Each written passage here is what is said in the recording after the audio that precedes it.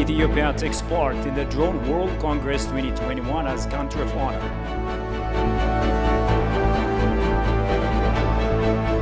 Thousands forced to leave home due to sudden volcanic eruption in the DRC.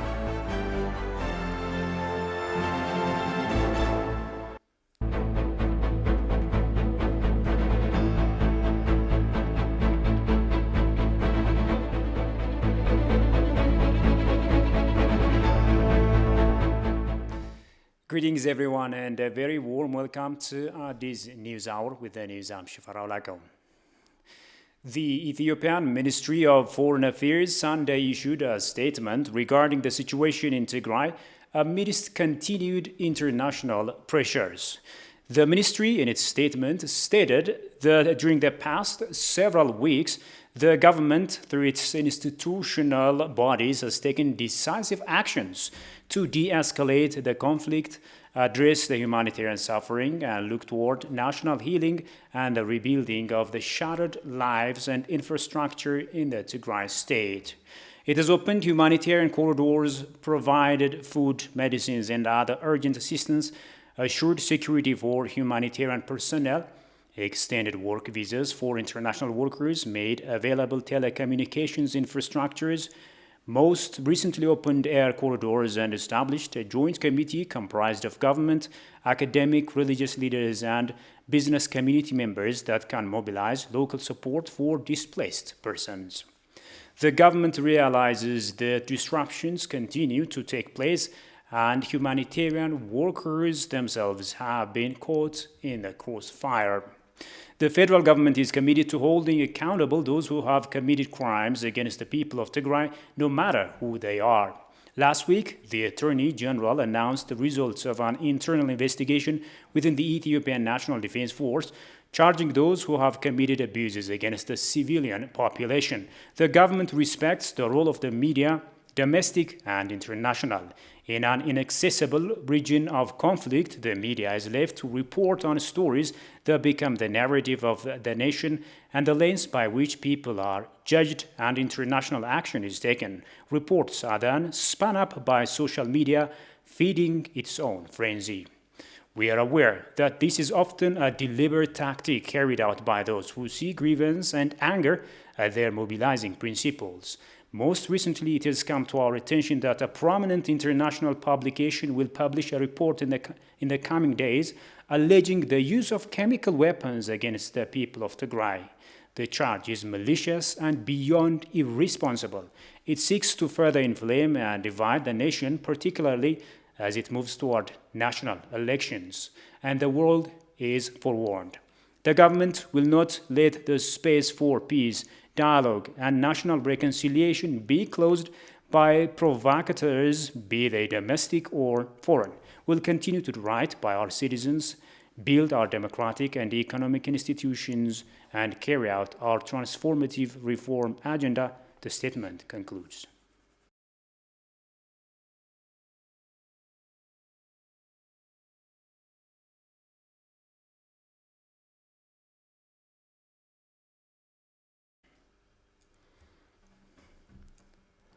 Now, moving on, the construction of the Amhara Cultural Center in Addis Ababa has been officially launched in the presence of Prime Minister Abiy Ahmed and the State Chief Agenyo Teshagar. The cultural center is said to be vital to preserve cultural, historical, and other important value of the state of Amhara. Addressing the crowd, Prime Minister Abiy Ahmed has called on Ethiopians to protect their values and defend their country's sovereignty like their forefathers did. Demis Makrel presents the story as follows. The construction of the Amhara Cultural Center has officially been launched Sunday in a big bomb organized in Addis Ababa. The Addis Ababa city administration has been generous enough to provide more than 42,000 square meters of land to erect the edifice. Government officials, including Prime Minister Abiy Ahmed, were present at the official launching ceremony.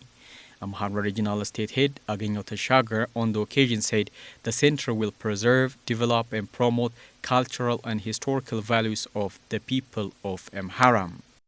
የአማራ ክልል እንደምታውቁት ሰፊ የሆነ የመሰረተ ልማት ችግር ያለበት ሰፊ የሆነ የማህበራዊ ችግር ያለበት የኢኮኖሚ ችግር ያለበት ክልል ነው። The Amhara region has been grappling with chronic economic, social and infrastructural problems. It is our responsibility to emancipate the people from the plight of such persistent problems. To this end, the entire Amhara people have to work with other Ethiopian fellow citizens and must discharge their responsibility to prosper together. I also call on the people of Amhara to fully cooperate to realize the construction of the cultural center. Speaking at the event, Deputy Mayor of Addis Ababa City Administration, Adanech Abebe, said the Amhara Cultural Center will further enhance the government's effort to make Addis a tourism hub. Prime Minister Abiy Ahmed, for his part, called on Ethiopians to strengthen their unity and work for a common goal to see a prosperous Ethiopia. Ethiopia እንደ ደሃ እናት ጀርባ ብዙዎች ተፈናጠውባት ሊያድጉባት ይፈልጋሉ። ሁሉንም ስታናግሩ ትልቅ ህዝብ ያለበት Many want to take advantage of us. They say Ethiopia is a powerful country and want to work with us, but that is a mere rhetoric and too distant from their right intent. They do not care whether our people live in darkness as long as we supplicate to their interest. They want to impose their interest upon us like they have been doing for many years. Ethiopia won't relent to any external pressure. If we stand together, no one will deter our sovereignty like our forefathers. Amhara Development Association has mobilized more than 120 million birr for the construction of the center. Ethiopia is taking part in the Drone Global Congress 2021 being held in Shenzhou, China, as country of honor. The Consul General of Ethiopia to Shenzhou, China, Unetu Blata, said the Congress will allow Ethiopia to adopt best experiences in the use of the drone technology, which the country has already started to benefit from. Emmanuel Jorge has more on that. We're coming here from all parts of the globe. The Drone World Congress 2021, which is being held from 21st to 23rd May at Shenzhen, China, seeks to deliberate on technological advancements around the globe. Representatives from the world will focus on in-depth exchange and discussions on the application of product technology like UAVs development status, technology innovation, airspace management, drones and unmanned vehicles, among others. Ethiopia is taking part in the Congress as a country of honor. Consul General of Ethiopia to Shenzhou, China, Unetu Blata, pointed out that as his country has already embarked on utilizing drone technology for different purposes, the Congress will be a big boost to adopt experiences. A digital economic strategy is at the core of homegrown economic reform agenda of Ethiopia. The country has started advancing towards utilizing artificial intelligence and unmanned aerial vehicles for development in various sectors, including agriculture and health. The 5th Drone World Congress and Shenzhen International UAV Expo 2021 is a very important event for Ethiopia as it draws all professionals and industries together at one stage. In this regard, Ethiopia is highly keen to learn and share many experiences from Chinese cities like Shenzhen and others, where drone technology is booming fast, particularly in agricultural, health, forestry development, mining exploration, land management, and innovation fields.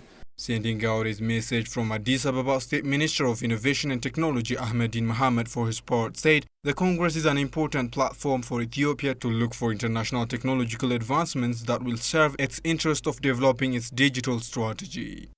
Our role as a ministry is to support and create an enabling on policy, access to finance, networking and infrastructure.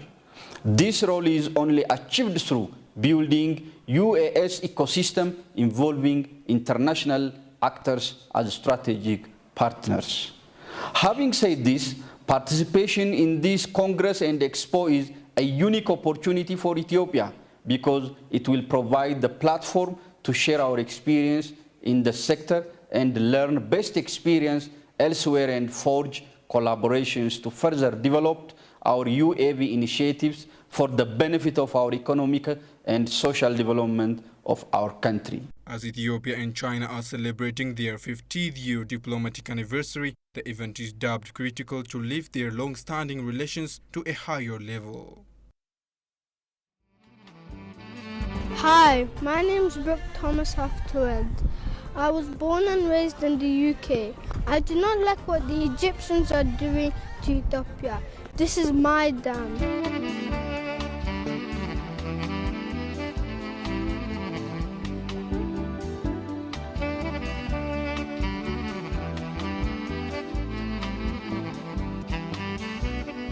It's my dam. It's my dam. It's my dam. It's my dam. It is my dam. It is my dam. It's my dam.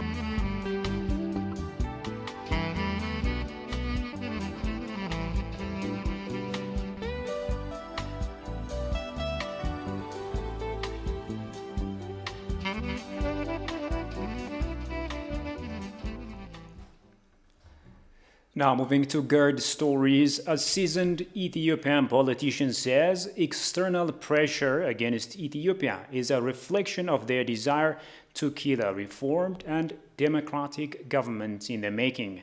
The politician Dima Nego told ETV that Western governments, particularly the US and the UK, do not want many countries to build strong governments based on majority vote. Sintayo Tamrat reports. The US, among several Western governments, is exerting huge pressure on Ethiopia using the law enforcement operation in Tigray as a pretext. Some have commented that this is nothing but an attempt to install a weak and ineffective government in Ethiopia. One such politician is Dima Nego. The founder of the Oromo Liberation Front, Dima took position as a minister during the transitional government.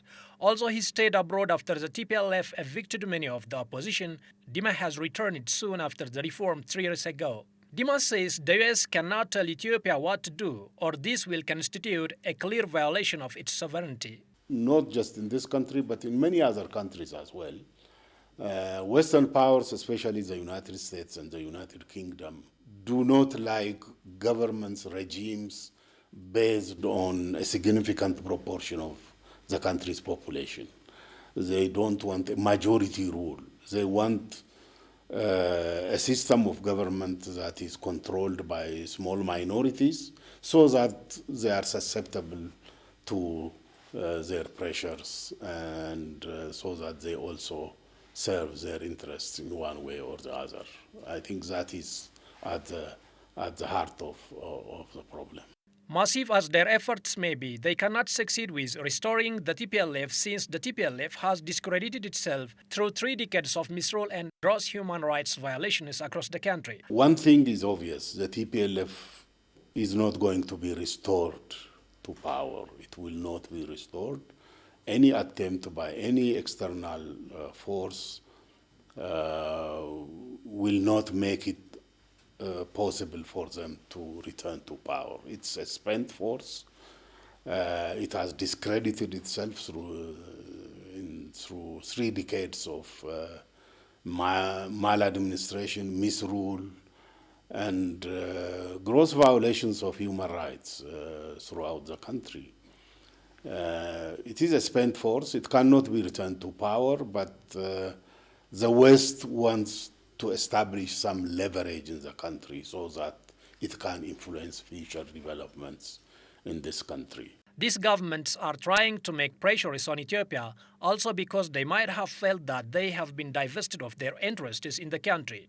The 1991 misdeed of the United States government clearly evidences the sort of government they want to prevail in Ethiopia. Of all previous regimes in recent history, the TPLF served the interests of these countries very well, more than any other previous government. So I remember when the TPLF was installed in power, when the former military government collapsed in 1991. I was at the London conference, and we tried to advise, begged the United States to organize some sort of a national dialogue so that a broad-based national government would be formed in Ethiopia. But instead, the United States ignored our pleas and allowed the TPLF to take control of Addis Ababa and then form a provisional government. Well, that was a mistake. I mean, we thought, well, at the time, they thought the TPLF is the one force that serves their interests. If a broad-based government was established, they thought it would have a broader support and would not be amenable to pressures from outside.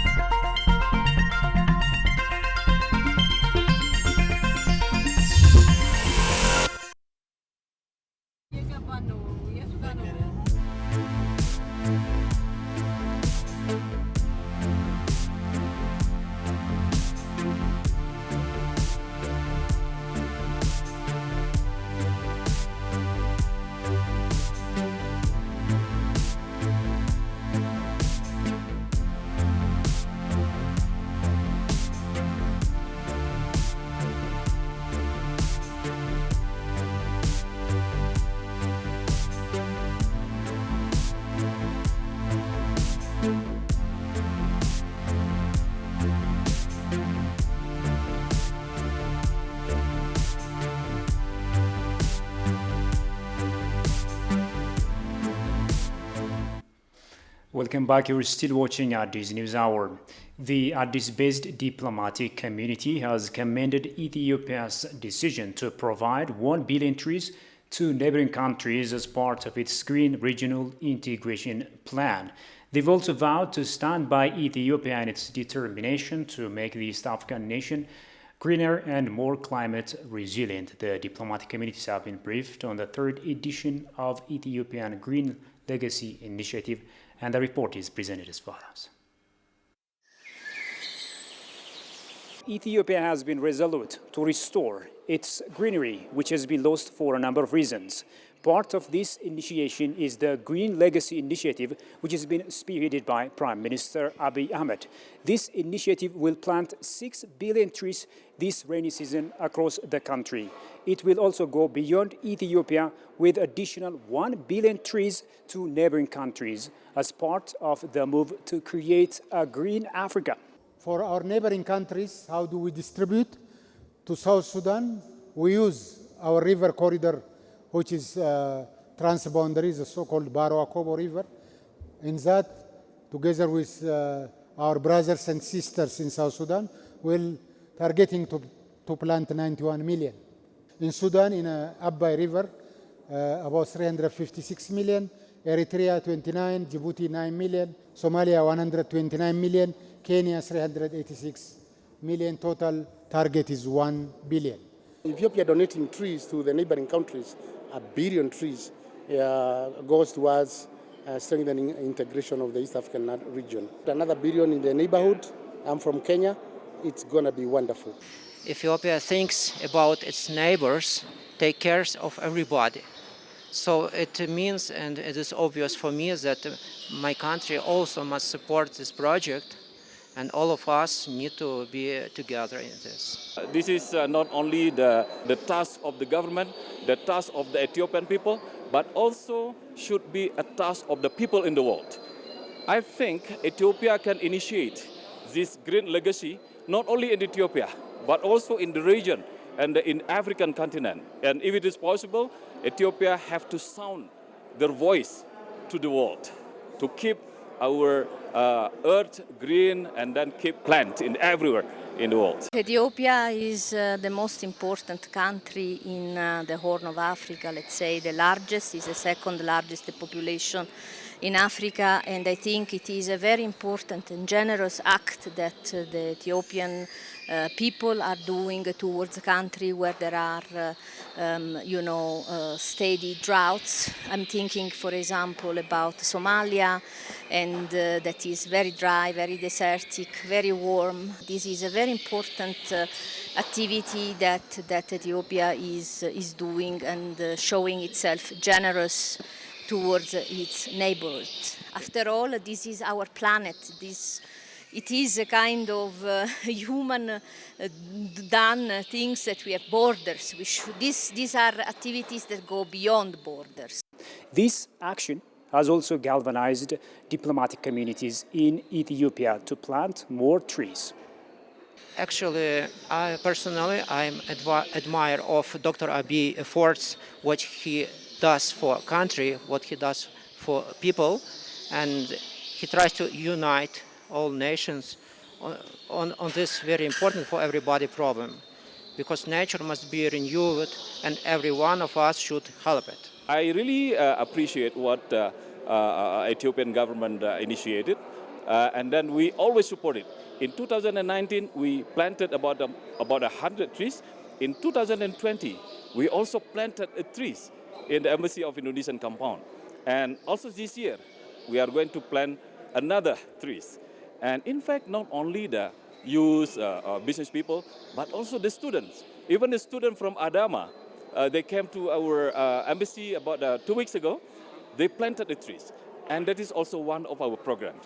And we always support the the program of the government of Ethiopia. This is really the reply that we should give, not only in Ethiopia, but in the whole world. I think that's the time we take care of our planet, and we will stand ready and close to the Ethiopian authorities in order to fulfill this dream, to see Ethiopia green. When you talk of trees, you are talking about life. Trees, you are talking about life. So the initiative is very good. The legacy of 6 billion trees is a lot of trees, but we can never have enough trees on the African continent. There are so many issues. So the more trees we plant, the better for us. For Ethiopia, particularly here, it will make Ethiopia greener. It will be a lot of source for water, and a very good initiative. Strengthening public diplomacy between Ethiopia and Indonesia is dubbed crucial to boost up their multifaceted cooperation. The 2021 Indonesia-Ethiopia Friendship Golf Tournament has been held here in Addis Ababa with the aim of beefing up the people-to-people ties between the two nations. Jerusalem Betsia reports.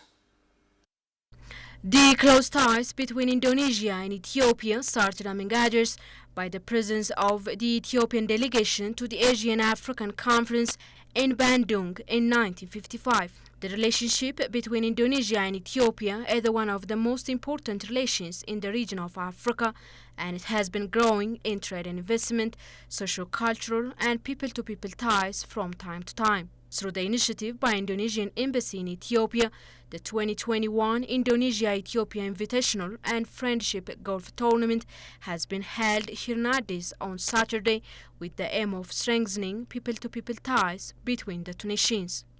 This golf tournament is one of the events to commemorate the 60th years of bilateral relation between Ethiopia and Indonesia, which established in 1961. At the ceremony, Molaling Asfaw from Ministry of Foreign Affairs of Ethiopia said the bilateral cooperation among the two nations is growing, and this sport event is thought to further cement the public diplomacy for mutual benefit. The two countries have achieved for the last 6 decades a lot of social, economic and political achievements.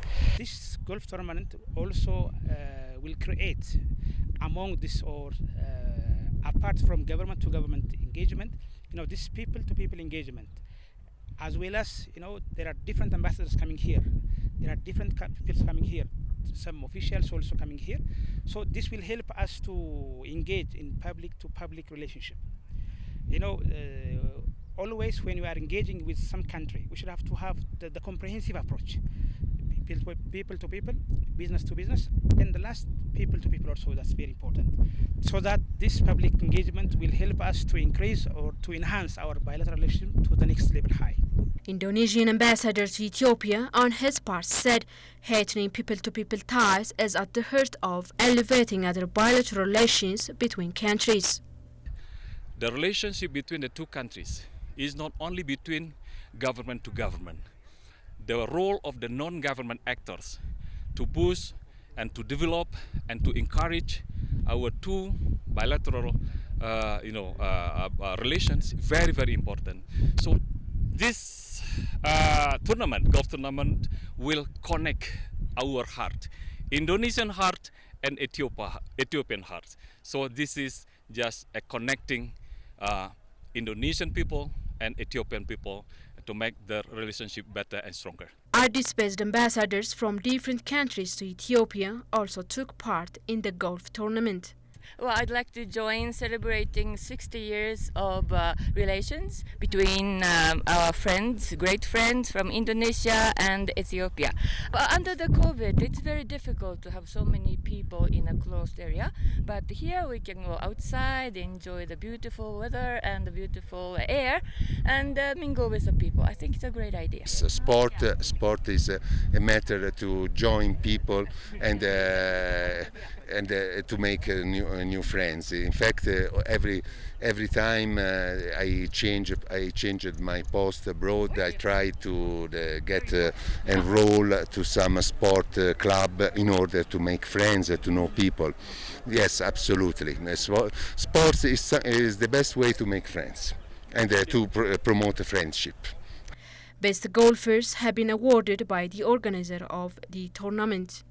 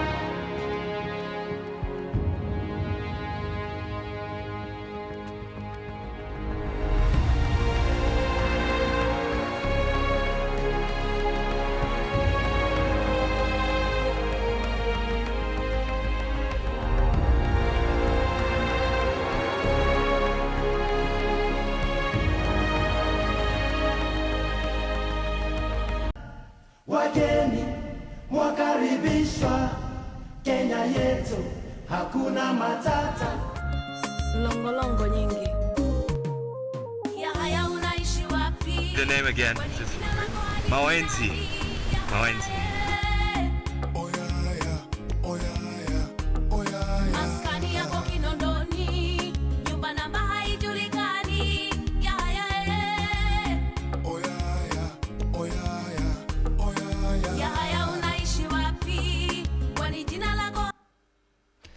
A huge volcanic eruption in the DRC has forced thousands to flee their homes.